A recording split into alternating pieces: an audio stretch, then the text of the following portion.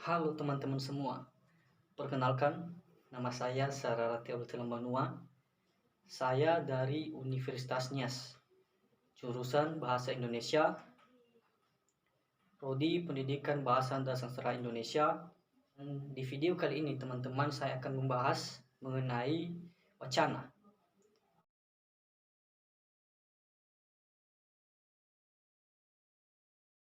Jadi wacana ini adalah satuan bahasa yang lengkap, sehingga dalam hierarki gramatikal merupakan satuan gramatikal tertinggi dan terlengkap menurut Khair 2007 halaman 267. Nah, jadi kenapa dikatakan wacana ini disebut dengan satuan gramatikal? Karena dalam bentuk wacana ini adalah termasuk dalam salah satu bagian-bagian terpenting. Karena kenapa? Karena mencakup bagi-bagian atau tahap-tahap mengenai suatu wacana ini. Misalnya dalam segi huruf, kata, klausa, frasa, dan kalimat, dan terakhir adalah wacana. Karena semua itu adalah gabungan dari sebuah wacana.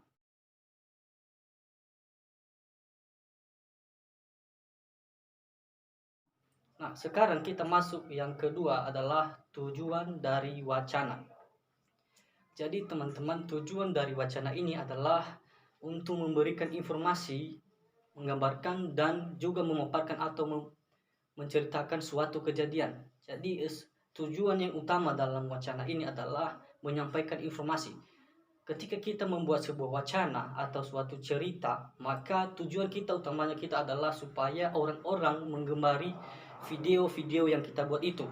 Jadi untuk itu, untuk dapat dimengerti oleh orang atau disukai oleh orang-orang seperti itu, maka tentu kita harus memiliki tujuannya, yaitu untuk memberikan informasi kepada mereka tentang wacana yang telah kita buat.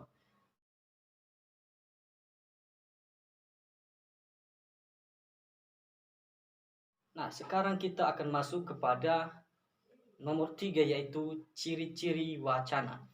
Nah, ciri-ciri wacana ini juga terdapat beberapa bagian. Yang pertama yaitu satuan gramatikal, yang kedua satuan terbesar, tertinggi atau terlengkap, yang ketiga adalah memiliki hubungan proposisi, yang keempat adalah memiliki hubungan kontiguitas, dan kelima adalah memiliki hubungan kohesi, keenam memiliki hubungan koherensi, ketujuh memiliki medium bisa lisan maupun tulisan. Nah, jadi teman-teman, kita masuk kepada ciri-ciri yang pertama, yaitu satuan gramatikal ini. Satuan gramatikal ini disebut dengan satuan untuk pembentuk bahasa, suatu bahasa, baik secara unsur segmental maupun secara unsur suprasegmental. Kita bahas satu persatu. Apa itu unsur segmental? Unsur segmental itu adalah unsur yang mewujudkan suatu fonem atau morfem. Begitu juga dengan frasa, klausa, dan juga terhadap kalimat-kalimat lainnya. Nah, sedangkan suprasegmental adalah yang membedakan makna suatu apa yang telah kita ucapkan kepada dalam suatu wacana. Misalnya dengan intonasi suara kita ketika kita menggunakan wacana secara lisan, ini ya, misalnya suara kita, nada suara kita, dan lain sebagainya. Jadi itu dimaksud dengan satuan gramatikal. Nah, yang kedua adalah satuan terbesar, tertinggi, dan juga terlengkap. Artinya dalam sebuah wacana, teman-teman, sangat dibutuhkan yang namanya ciri-ciri wacana ini.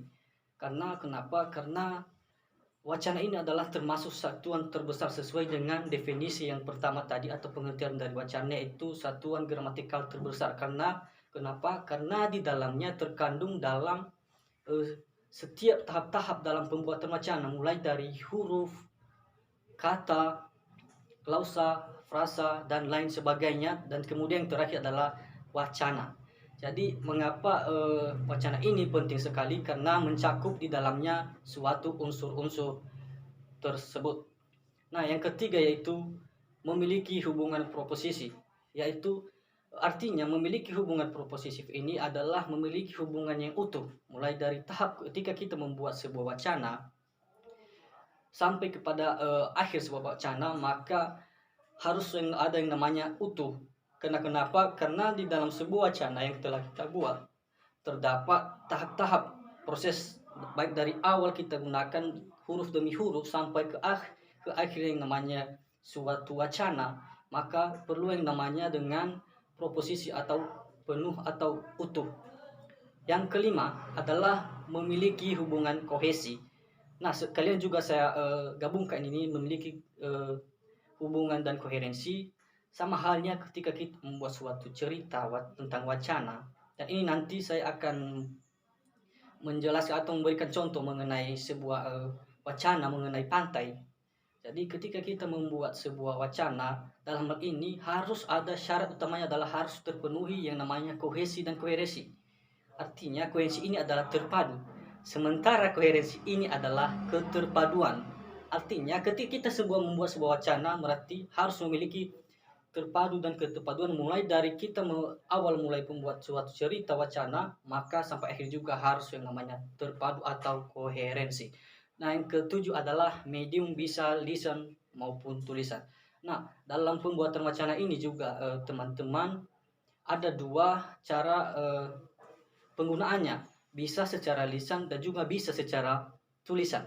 Nah, secara lisan ini adalah bisa kita katakan seperti interaksi kita kepada masyarakat, karena wacana ini adalah bisa digunakan di mana saja dan kapan saja, bisa melalui di wacana politik, wacana sosial budaya, wacana kemiliteran dan lain sebagainya bisa digunakan. Nah, untuk itu wacana ini harus memiliki juga secara lisan, artinya kita juga mengucapkan kepada seseorang apa cerita kita, maka itu sudah disebut dengan wacana lisan. Seperti apa dia? Seperti misalnya berita dan lain sebagainya yang berhubungan dengan interaksi sosial atau percakapan kepada seseorang.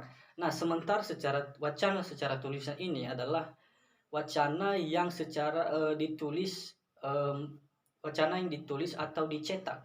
Biasanya ini terdapat di berbagai buku, ya, buku cerita, buku dongeng, novel dan lain sebagainya yang mencakup dengan tulisan. Maka itu sudah termasuk ke dalam sebuah wacana.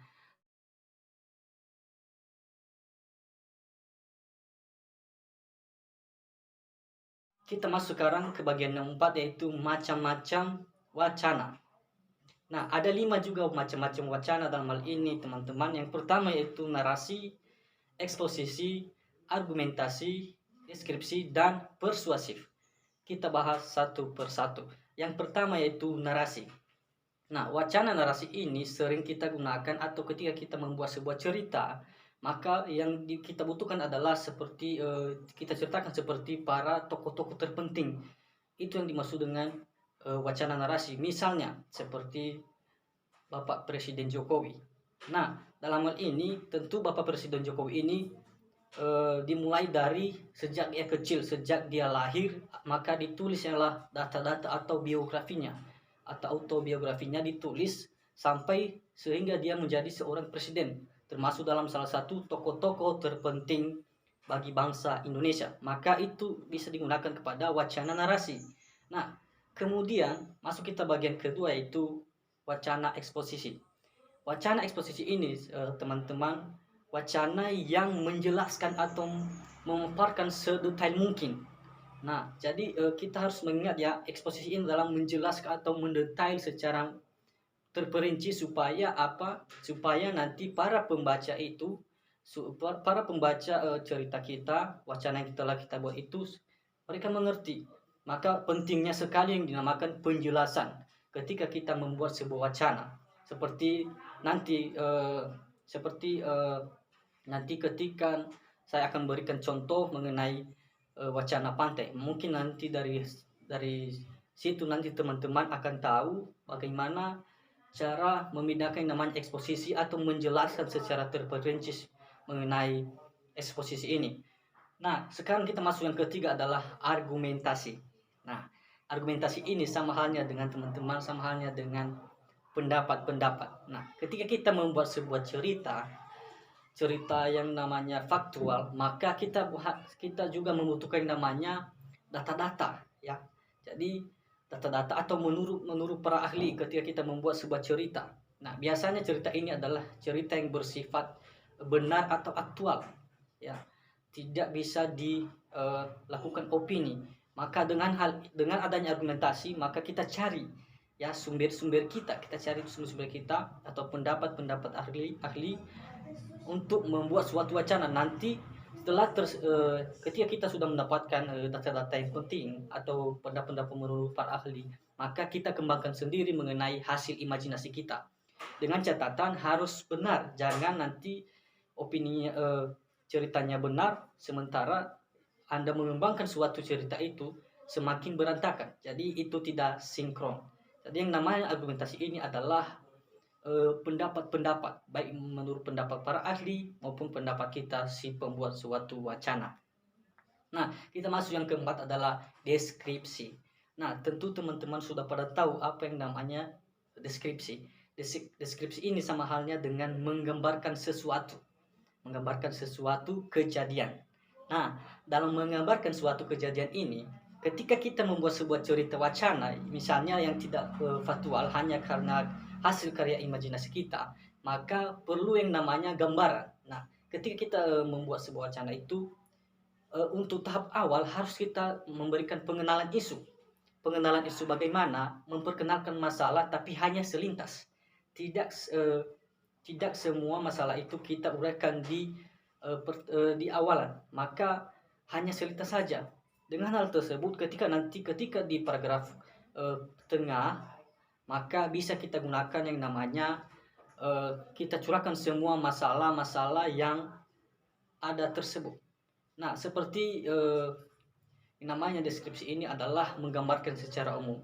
Ya, meskipun dia menggambarkan secara umum, tapi yang digambarkannya adalah kalau kita membuat sebuah cerita adalah kita menggambarkan umum tentang suatu cerita tersebut. Dan yang kelima adalah persuasif.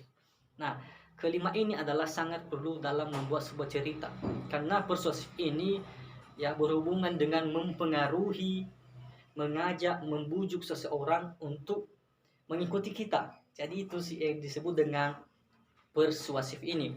Jadi kalau kita membuat sebuah cerita, maka minimal kalau bukan hanya satu, apalagi kalau dua itu lebih sudah bagus, yang namanya harus ada yang disebut dengan persuasif ini dalam suatu cerita. Karena kenapa?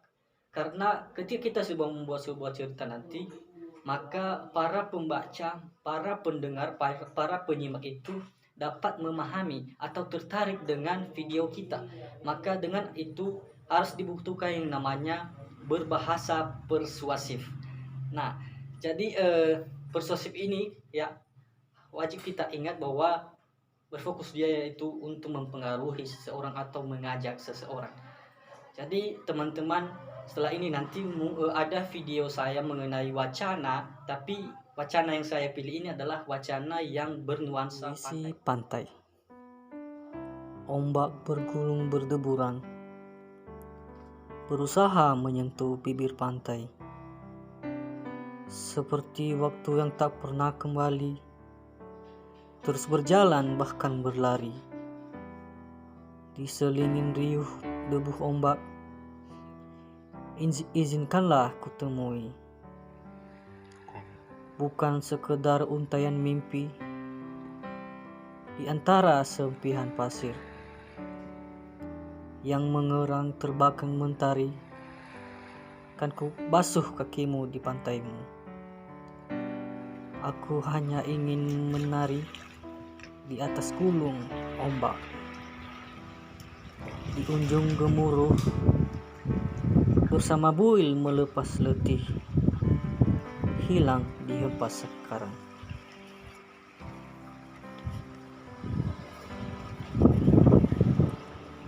Itu saja teman-teman mengenai pemaparan materi saya.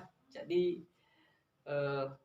saya berharap dengan adanya pemaparan materi ini dapat memberikan manfaat kepada teman-teman, khususnya para pelajar, baik itu SMP, SMA, dan sederajat lainnya. Semoga bisa bermanfaat. Akhir kata saya ucapkan terima kasih. Ya Allah.